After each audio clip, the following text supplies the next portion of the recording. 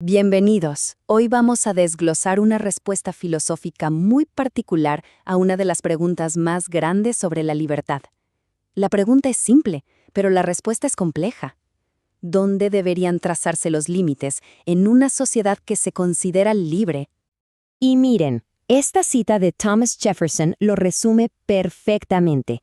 Pone sobre la mesa la tensión central que vamos a explorar. Exactamente dónde termina la libertad de una persona y dónde empieza la de otra. Y es que esta pregunta es, de verdad, el corazón de cómo se organiza cualquier sociedad. Bueno, la visión que vamos a analizar hoy no le saca el cuerpo a esta pregunta. Para nada.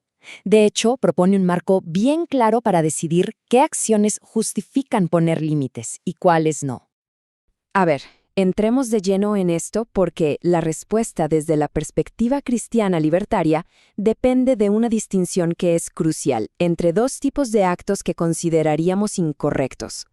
Lo que se argumenta aquí es que hay que separar lo que es pecaminoso de lo que es injusto, o sea, un crimen.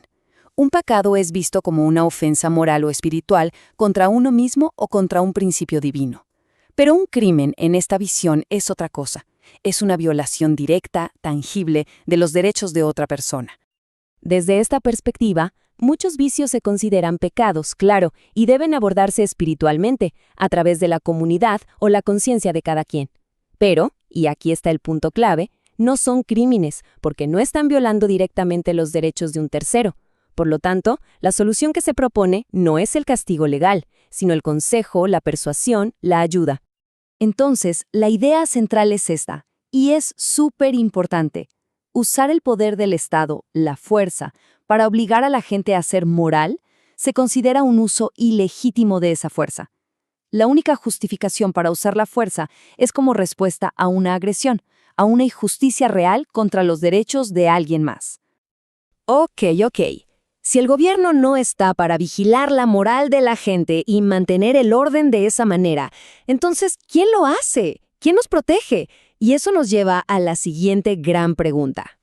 Y la respuesta que se ofrece es fascinante, que la gobernanza, o sea, la forma en que nos organizamos y protegemos, es mucho más grande que el gobierno. Se señala cómo la sociedad encuentra formas de protegerse a sí misma de manera natural, sin necesidad de intervención política, simplemente porque hay una demanda de seguridad.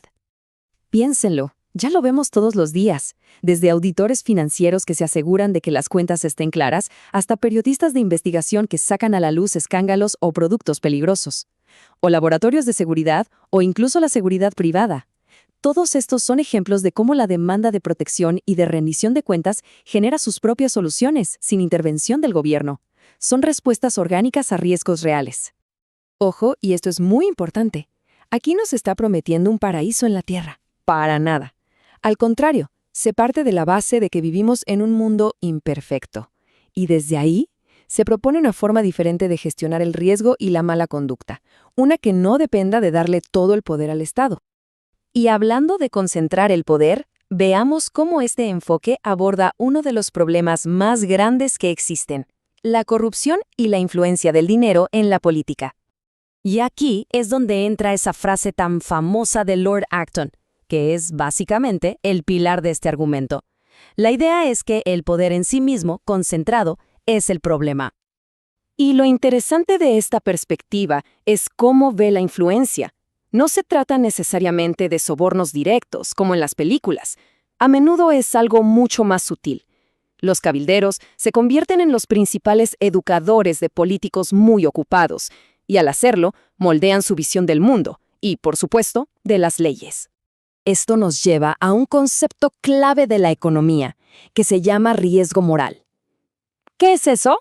Bueno, es una situación donde alguien que toma decisiones tiene un incentivo para arriesgarse más de la cuenta porque sabe que si las cosas salen mal, no va a pagar todas las consecuencias. Y esta tabla lo explica de maravilla.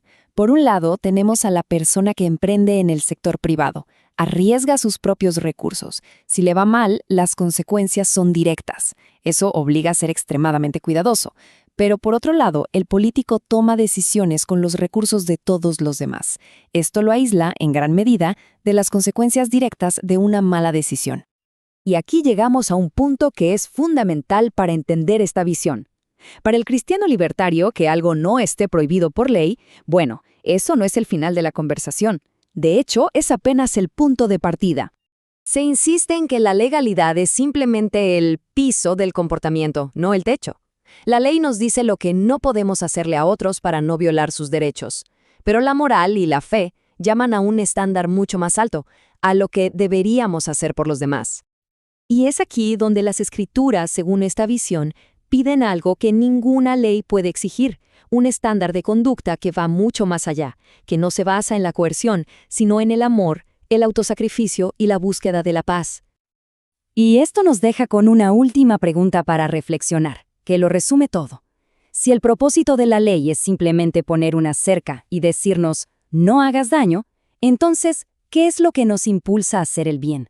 ¿De dónde viene el llamado a ser caritativos, amables y constructivos en la sociedad?